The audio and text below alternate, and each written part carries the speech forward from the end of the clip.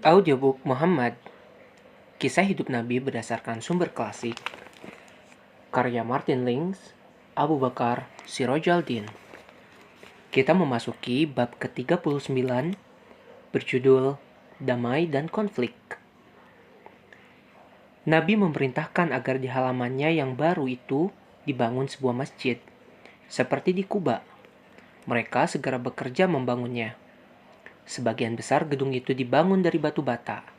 Namun, di tengah dinding bagian utara, yaitu dinding Yerusalem, diletakkan batu-batu di tiap sisi tempat sholat. Pohon-pohon kurma di halaman ditebang dan batangnya digunakan sebagai pilar untuk menunjang atap yang terbuat dari dahan pohon kurma. Dan bagian terluas dari halaman itu dibiarkan terbuka.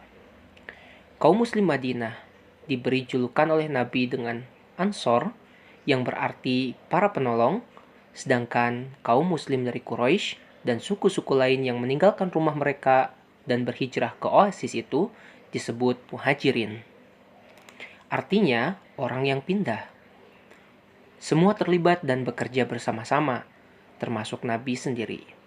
Saat bekerja, mereka mendendangkan dua syair yang salah satunya digubah pada waktu itu. Ya Tuhan, tiada kebaikan melainkan kebaikan hari akhirat. Karenanya, bantulah kaum Ansor dan Muhajirin. Dan terkadang mereka melantunkan, tidak ada kehidupan di sana kecuali kehidupan di akhirat.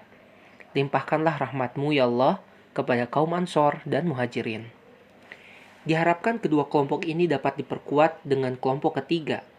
Nabi kini membuat sebuah perjanjian yang saling menguntungkan antara pengikutnya dengan kaum Yahudi di Madinah. Beliau mengumpulkan mereka dalam satu komunitas orang-orang beriman, namun menoleransi berbagai perbedaan antara kedua agama itu. Kaum Muslim dan Yahudi memiliki status yang sama. Jika seorang Yahudi bersalah, maka ia harus diluruskan baik oleh Muslim maupun Yahudi. Demikian pula sebaliknya. Ketika berperang melawan kaum musyrik, mereka harus bersatu padu. Untuk perdamaian, baik Yahudi ataupun Muslim tidak dibeda-bedakan, melainkan perdamaian untuk semua. Dalam hal perbedaan pandangan, perselisihan ataupun kontroversi harus dikembalikan kepada Allah melalui Rasul-Nya. Namun, tidak ada pernyataan terbuka bahwa Yahudi harus mengakui secara resmi bahwa Muhammad adalah Nabi dan utusan Allah. Meskipun dalam seluruh dokumen beliau dinyatakan sebagai Nabi atau Rasul. Kaum Yahudi menerima perjanjian ini karena alasan politis. Sejauh ini, Nabi telah menjadi orang yang paling berkuasa di Madinah dan kekuasaannya tampak akan meningkat. Mereka tidak punya pilihan selain menerimanya. Tetapi masih sedikit di antara mereka yang mau menerima bahwa Tuhan mengutus seorang Nabi yang bukan orang Yahudi. Mula-mula dari luar mereka tampak ramah. Lain lagi dengan apa yang dikatakan di kalangan mereka sendiri. Bagaimanapun juga, mereka tetap menyadari keunggulan mereka sendiri. Keunggulan yang sangat besar dan tak tertandingi sebagai umat pilihan di atas umat lainnya. Namun, meskipun keraguan mereka terhadap agama baru ini umumnya tersembunyi, tetapi mereka selalu siap bersekutu dengan siapapun dari orang Arab yang ragu tentang sumber wahyu ilahi itu. Islam terus menyebar pesat di seluruh penjuru suku Aus dan Khazraj. Di antara kaum beriman berharap pada suatu hari, berkat perjanjian dengan Yahudi, masyarakat Madinah menjadi rukun dan harmonis sepenuhnya. Namun, wahyu kini memperingatkan adanya potensi konflik yang tersembunyi. Pada saat inilah, surah Al-Quran terpanjang mulai diturunkan. Al-Baqarah, yang berarti sapi betina, yang diletakkan pada permulaan kitab sesudah ketujuh ayat Al-Fatihah. Surat itu diawali dengan sebuah definisi petunjuk yang benar. Alif Lam Mim. Kitab ini tidak ada keraguan padanya, sebuah petunjuk bagi mereka yang bertakwa, yaitu mereka yang beriman kepada yang gaib, mendirikan salat, dan menafkahkan sebagian rezeki. Dan mereka yang beriman kepada kitab yang telah diturunkan kepadamu dan kitab-kitab yang telah diturunkan sebelummu. Serta mereka yakin akan adanya kehidupan akhirat. Mereka itulah yang tetap mendapatkan petunjuk dari Tuhan mereka, dan merekalah orang-orang yang beruntung. Quran Surah Al-Baqarah ayat 1-5. Kemudian setelah menyebutkan orang-orang kafir yang buta dan tuli terhadap kebenaran, dinyatakan pula kelompok orang ketiga. Di antara manusia ada yang mengatakan, kami beriman kepada Allah dan hari kemudian. Padahal mereka itu sesungguhnya bukan orang-orang yang beriman. Dan bila mereka berjumpa dengan orang-orang yang beriman, mereka mengatakan, kami telah beriman. Dan bila mereka kembali kepada setan-setan mereka, mereka mengatakan, sesungguhnya kami sependirian dengan kamu, kami hanya berolok-olok. Quran Surat Al-Baqarah ayat 8 dan 14. Di kalangan Aus dan Khazraj, terdapat orang-orang yang mengambang, ragu, dan munafik dalam tingkat keraguan yang berbeda-beda. Setan-setan mereka, sebagai inspirator kejahatan, adalah kaum lelaki dan perempuan kafir yang melakukan apa saja untuk menanamkan bibit keraguan. Nabi diingatkan tentang persoalan yang tidak beliau temui di Mekah. Di sana, maksudnya di Mekah, ketulusan para pemeluk Islam tidak pernah diragukan. Mereka berpindah agama semata-mata karena motivasi spiritual. Karena mereka tidak sedikit pun mendapatkan keuntungan duniawi. Bahkan, pada beberapa kasus justru merugikan. Namun, kini ada motivasi keduniaan untuk memeluk agama baru ini. Bahkan, cenderung meningkat. Hari-hari tanpa orang munafik di antara kaum muslim telah berakhir untuk selamanya. Beberapa di antara setan-setan yang dimaksud adalah orang Yahudi. Wahyu yang sama menyatakan, sebagian besar ahli kitab menginginkan agar mereka dapat mengembalikan kamu kepada kekafiran setelah kamu beriman, karena dengki yang timbul dari diri mereka sendiri. Quran Surah Al-Baqarah ayat 109. Kaum Yahudi sangat bersemangat menanti kedatangan Nabi yang telah diharapkan, bukan karena pencerahan spiritual, melainkan karena mereka berharap dapat merebut kembali supremasi mereka di Yasrib. Mereka kini terguncang menyaksikan orang yang mendakwahkan kebenaran tentang Tuhan yang satu itu ternyata dari keturunan Ismail, dan bukan Ishak. Lagi pula, keberhasilannya nyata-nyata didukung oleh kekuatan Tuhan. Mereka khawatir dia adalah nabi yang dijanjikan, karena dia diutus kepada kaum yang mereka benci. Mereka berharap agar dia bukan seorang nabi. Mereka berusaha memengaruhi diri mereka sendiri dan orang lain bahwa dia bukanlah utusan langit yang sebenarnya. Muhammad telah mengaku berita-berita yang diterimanya berasal dari langit, padahal dia tidak tahu di mana untanya berada, kata seorang Yahudi pada suatu hari. Ketika salah satu unta Nabi terlepas. Aku hanya tahu apa yang Allah beritahukan kepadaku, kata Nabi mendengar hal itu. Dan dia menunjukkan kepadaku bahwa unta itu berada di lembah sempit yang kau akan kuberitahu, ikatannya tersangkut di sebuah pohon. Beberapa orang Ansor pergi dan menemukan unta itu di tempat yang dikatakan Nabi tersebut. Mula-mula, banyak kaum Yahudi menyambut apa yang tampak menjadi akhir semua bahaya pecahnya perang sipil di Madinah.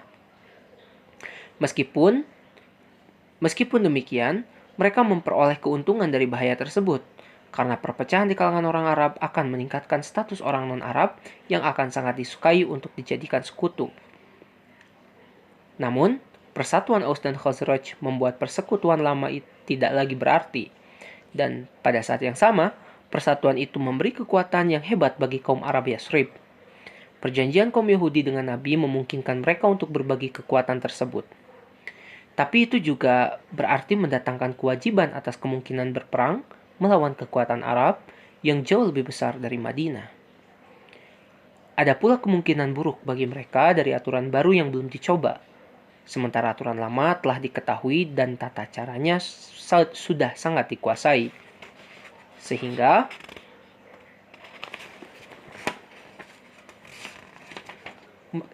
mereka ingin segera kembali pada aturan lama itu. Salah seorang politisi Yahudi yang sudah lanjut usia dari Bani Koinuko, seorang ahli seni mengeksploitasi perpecahan antar suku-suku Arab, merasa frustasi dengan persahabatan baru antara Aus dan Khazraj itu. Ia kemudian menyuruh seorang pemuda bersuara merdu dari sukunya untuk pergi dan duduk di antara orang Ansor saat mereka berkumpul. Pemuda itu disuruh membacakan beberapa bait syair yang digubah penyair yang berasal dari kedua suku itu. Sebelum dan sesudah Bu'ats, perang sipil berakhir, syair yang menyurut permusuhan membanggakan keahlian perang, ratapan bagi yang gugur, dan ancaman balas dendam. Pemuda itu melakukan seperti yang diperintahkan. Ia segera menyedot perhatian dari semua yang hadir di sana, membawa mereka ke masa lalu. Dengan penuh semangat, orang-orang Aus memberi tepukan atas syair tentang Aus, dan orang-orang Khazraj pun melakukan yang sama. Kedua pihak mulai berdebat satu sama lain, memuji diri sendiri, meneriakan ejekan dan ancaman, sampai akhirnya terdengar teriakan, "Perang! Perang!" Mereka pun keluar menuju jalur lava, mengarah pada pertempuran. Ketika berita itu sampai kepada Nabi, beliau mengumpulkan semua orang muhajirin yang ada di sekitarnya dan segera keluar ke tempat kedua suku tuan rumah yang siap untuk bertempur. "Hai kaum muslim," seru beliau, dan kemudian menyebutkan 2 kali nama Allah. "Allah, Allah." Beliau melanjutkan, "Akankah kalian melakukan hal yang terjadi pada masa jahiliyah, sedangkan aku beserta kalian? Allah telah menuntun kalian kepada Islam dan meninggikan kalian dengannya, menguatkan kalian untuk menghancurkan keberhalaan, menyelamatkan kalian dari kekafiran, dan menyatukan hati kalian." Mereka seketika menyadari kekeliruan mereka, menangis dan saling berpelukan. Lantas kembali bersama Nabi ke kota, memperhatikan dan taat kepada ucapan-ucapannya. Untuk lebih mempersatukan kaum mukmin, Nabi kini membuat sebuah perjanjian persaudaraan antara kaum Ansor dan Muhajirin. Maka, setiap orang Ansor akan memiliki saudara seorang Muhajirin yang lebih dekat kepadanya daripada orang Ansor sendiri. Dan setiap orang Muhajirin akan memiliki saudara seorang Ansor yang lebih dekat kepadanya daripada orang Muhajirin sendiri. Namun, diri dan keluarganya dikecualikan, karena akan sangat tidak adil jika beliau memilih salah seorang Ansor sebagai saudaranya, sedang yang lainnya tidak. Karenanya, beliau mengangkat tangan Ali dan berkata, "Inilah saudaraku." Dan beliau menjadikan Hamzah sebagai saudara Zaid. Di antara tokoh musuh Islam adalah 2 sepupu, anak 2 perempuan bersaudara, namun ayah mereka berasal dari suku Aus dan Khazraj. Keduanya memiliki pengaruh besar dalam sukunya. Orang itu dari Aus, bernama Abu Amir, terkadang dipanggil Sang Rohib, karena ia telah lama menzuhudkan diri dan dikenal mengenakan pakaian dari rambut. Ia mengaku penganut agama Ibrahim dan mendapatkan pengakuan otoritas keagamaan di kalangan penduduk Yasrib. Begitu Nabi datang, ia langsung menemui Nabi, menanyakan perihal agama baru itu, dan dijawab dengan ungkapan wahyu yang berulang kali mendefinisikannya sebagai agama Ibrahim, yakni di dalam surat Al-Baqarah ayat 135. "Tapi aku beragama Ibrahim," kata Abu Amir, dan bersikeras menolak. Bahkan ia menuduh Nabi telah memalsukan agama Ibrahim. "Aku tidak memalsukannya," kata Nabi, "melainkan aku memurnikannya." "Mudah-mudahan Tuhan membiarkan pembohong mati terasing dalam kesendirian," kata Abu Amir. "Baiklah," kata Nabi, "semoga Tuhan melakukannya bagi dia yang berbohong." Abu Amir segera melihat bahwa otoritasnya hilang drastis, dan bahkan jauh lebih menyakitkan adalah ketaatan anaknya kepada Nabi. Tidak lama sebelum memutuskan untuk membawa sisa-sisa pengikutnya, semuanya sekitar 10 orang ke Mekah, tampaknya ia tidak menyadari bahwa ini adalah awal kutukan pengasingan bagi dirinya sendiri. Sepupunya dari Khazraj, Abdullah ibnu Ubay, juga merasa berputus asa dengan kedatangan Nabi dan merasa kehilangan. Bukan kekuasaan spiritual, melainkan kekuasaan sebagai pemimpin di Yasrib. Ia juga merasa kesal melihat anaknya sendiri, Abdullah, telah ditundukkan Nabi, begitu pula putrinya, Jamilah. Namun tidak seperti Abu Amir, Ibnu Ubay siap menunggu, mengira bahwa cepat atau lambat, pengaruh pendatang baru ini akan berakhir. Ibnu Ubay saat itu berusaha untuk tidak percaya semampu mungkin, namun terkadang ia mengkhianati perasaannya sendiri. Suatu ketika saat pemimpin Khazraj yang lain, yakni Sa'ad bin Ubadah sedang sakit, Nabi datang menjenguknya. Semua orang kaya di oasis itu memiliki rumah yang dibangun seperti benteng. Dalam perjalanannya, beliau melewati Muzaham, benteng milik Ibnu Ubay, yang sedang duduk di bawah naungan dinding-dinding dikelilingi beberapa orang dari kabilahnya dan orang Khazraj yang lain. Untuk menunjukkan sikap sopan kepada pemimpin ini, Nabi turun dari keledainya, memberi salam kepadanya, duduk sebentar menemaninya, membacakan Al-Quran, dan mengajaknya masuk Islam. Setelah beliau selesai menyampaikan apa yang dirasa perlu dikatakan, Ibnu Ubay menoleh kepadanya dan berkata, "Tidak ada yang lebih baik dari percakapanmu, dan itu benar. Duduklah di rumahmu sendiri. Bagi siapa yang datang kepadamu, maka ceramahilah ia. Namun bagi yang tidak datang, jangan bebankan ia dengan ceramahmu itu. Jangan pula masuk ke pertemuan yang tidak disukainya." "Tidak," kata sebuah suara. "Datanglah kepada kami dengan ajaran itu, dan kunjungi kami di pertemuan kami, di perkampungan kami, dan di rumah kami. Karena dengan itu kami cinta, dan dengan Tuhan merahmati kami, dan kepadanya kami diberi petunjuk." Orang yang mengatakan itu adalah Abdullah ibnu Rawahah, orang yang setiap kali diharapkan Ibnu Ubay untuk dapat mendukungnya. Tokoh yang kecewa ini kini dengan lirih melantunkan sebuah syair yang berisi, "Ketika seorang dikhianati oleh temannya, yang satu wajib mengatasinya." Ibnu Ubay tahu tidak berguna untuk bertahan. Sementara itu, Nabi pergi dengan sangat sedih. Meskipun mendapat penghormatan dari Abdullah, dan ketika beliau masuk ke rumah orang yang sedang sakit itu, penolakan yang beliau terima masih tersirat di wajahnya. Sa'ad segera menanyakan apa yang menyusahkan beliau. Ketika ia diberitahu tentang kekafiran Ibnu Ubay yang tak tergoyahkan, ia berkata, "Berlakulah baik kepadanya, hai Rasulullah, sebab ketika Allah membawamu kepada kami, saat itu pula kami mempersembahkan mahkota yang akan dikenakannya, dan ia melihat engkau telah mencuri kerajaannya." Nabi tidak pernah melupakan ucapan tersebut, sementara Ibnu Ubay segera melihat pengaruh dirinya yang suatu saat begitu besar telah menurun drastis. Jika ia tidak masuk Islam, pengaruhnya akan hilang sama sekali. Di sisi lain, ia tahu jika dirinya menerima Islam secara resmi, maka akan mengukuhkan kekuasaannya karena bangsa Arab tidak mau merusak ikatan persekutuan lama mereka tanpa ada alasan yang benar. Tak lama kemudian, ia memutuskan untuk masuk Islam. Namun, meskipun secara resmi ia berbayat pada Nabi dan sering menghadiri salat, kaum mukmin tidak pernah mempercayainya. Ada beberapa orang dari mereka yang ragukan juga. Tetapi Ibnu Ubay berbeda dari mayoritas para mu'alaf yang tidak tulus dan tidak antusias, mengingat pengaruhnya yang luas yang membuatnya menjadi lebih berbahaya.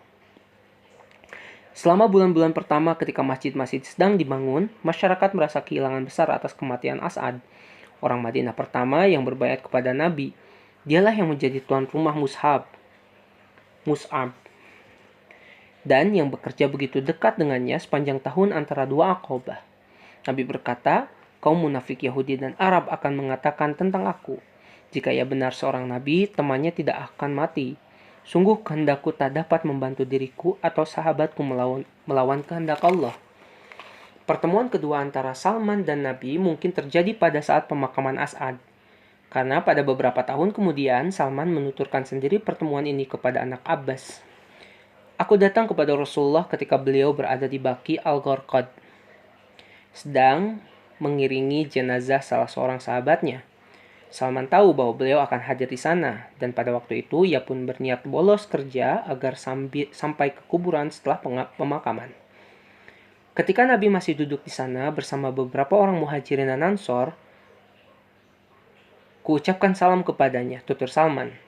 "Dan kemudian aku berkeliling di belakangnya berharap dapat melihat tanda kenabian itu. Ternyata beliau tahu apa yang kuinginkan. Karenanya beliau membuka jubahnya dan melepaskan dari punggungnya. Aku pun melihat tanda kenabian itu seperti yang telah digambarkan guruku kepadaku. Aku memeluknya, menciumnya, dan aku pun menangis. Kemudian Rasulullah mengajakku untuk bergeser. Aku pun duduk di depan beliau dan menceritakan perihalku. Dan beliau senang karena para sahabatnya dapat mendengarkan ceritaku. Kemudian aku masuk Islam." Meskipun demikian, Salman terus bekerja sebagai budak di antara Bani Quraizoh. Setelah 4 tahun kemudian, ia baru dapat berhubungan dengan kaum muslim lainnya. Seorang ahli kitab lain yang memeluk Islam pada waktu itu adalah seorang Robi dari Bani Koinuko bernama Husain ibnu Salam. Ia datang pada Nabi secara sembunyi-sembunyi dan bersyahadat kepadanya. Nabi memberinya nama Abdullah. Sebelum keislamannya diketahui, mualaf baru ini menyarankan agar kaumnya ditanya tentang kedudukannya di antara mereka. Nabi menyembunyikan Abdullah di rumahnya dan bertanya kepada beberapa tokoh dari Qainuqa. Dia adalah pemimpin kami, ujar mereka ketika menjawab pertanyaan, dan putra pemimpin kami. Ia adalah rabi dan guru kami. Abdullah kemudian keluar menemui mereka dan berkata, "Hai kaum Yahudi, takutlah kepada Allah dan terimalah apa yang telah diutusnya kepadamu. Karena kalian sudah tahu orang ini adalah Rasulullah." Setelah itu ia mengumumkan keislaman dirinya dan juga keluarganya.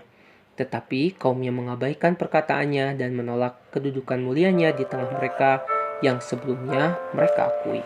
Islam kini telah mantap di Yasrib. Wahyu mengajarkan kewajiban mengeluarkan zakat dan berpuasa di bulan Ramadan, serta berbagai aturan secara umum mengenai sesuatu yang halal dan haram. Salat 5 kali sehari secara teratur didirikan secara berjamaah. Ketika waktu salat tiba, masyarakat akan berkumpul di tempat masjid yang sedang dibangun. Masing-masing menentukan waktu dengan melihat posisi matahari di langit, atau lewat tanda awal terbitnya matahari di ufuk timur, atau tenggelamnya di ufuk barat. Namun, pendapat mereka dapat berbeda-beda. Maka Nabi merasa perlu adanya suatu cara memanggil masyarakat untuk salat ketika waktunya tiba. Pada mulanya, beliau berpikir untuk menunjuk seorang untuk meniupkan trompet seperti yang dilakukan kaum Yahudi. Tapi beliau kemudian memutuskan untuk menggunakan genta yang terbuat dari kayu, bernama nakus. Seperti yang dilakukan umat Kristen di timur pada waktu itu. Maka 2 lembar kayu dibentuk genta untuk kegunaan itu. Namun, genta itu akhirnya tidak pernah digunakan karena pada suatu malam, seorang Khazraj, Abdullah ibnu Zaid, yang ikut dalam Aqabah kedua bermimpi. Keesokan harinya ia menceritakan mimpinya kepada Nabi. Dalam mimpi itu ada seorang lewat di depanku menggunakan 2 baju berwarna hijau dan ia membawa nakus. Lalu aku bertanya kepadanya, "Hai hamba Allah, maukah engkau menjual nakus itu kepadaku?" "Apa yang hendak kau lakukan dengannya?" ujar lelaki itu. "Ia akan kami gunakan untuk memanggil orang-orang untuk sholat." Jawabku. "Maukah engkau bila kutunjukkan satu cara yang lebih baik?" tanyanya. "Cara apa itu?" tanyaku. Dan ia menjawab, "Hendaknya engkau mengucapkan Allah Maha Besar, Allahu Akbar." Lalu, lelaki berbaju hijau itu mengulangi takbir sebanyak 4 kali, kemudian diikuti dengan masing-masing 2 kali ucapan, "Asyhadu alla ilaha illallah, asyhadu anna Muhammad Rasulullah, hayya 'alas shalah, hayya 'alal falah, Allahu Akbar, la ilaha illallah." Nabi menegaskan bahwa mimpi Abdullah itu benar. Maka beliau menyuruh dia pergi ke Bilal, sahabat yang memiliki suara merdu agar ucapan yang didengar dalam mimpinya itu diajarkan kepadanya. Rumah tertinggi di sekitar masjid adalah milik wanita Bani Najjar. Sebelum subuh, Bilal akan datang ke sana dan duduk di atap rumah itu menunggu fajar menyingsing. Ketika semburat cahaya pagi pertama terbit di ufuk. Ketika cahaya pagi pertama terbit di ufuk timur, ia akan mengangkat kedua belah tangannya dan berdoa, "Ya Allah, aku memujimu dan aku memohon bantuanmu terhadap orang Quraisy, agar mereka mau menerima agamamu." Kemudian, ia berdiri dan menyerukan panggilan sholat. Azan. Itulah akhir dari bab ke-39. Selanjutnya, kita memasuki bab 40 yang berjudul Rumah Tangga Baru.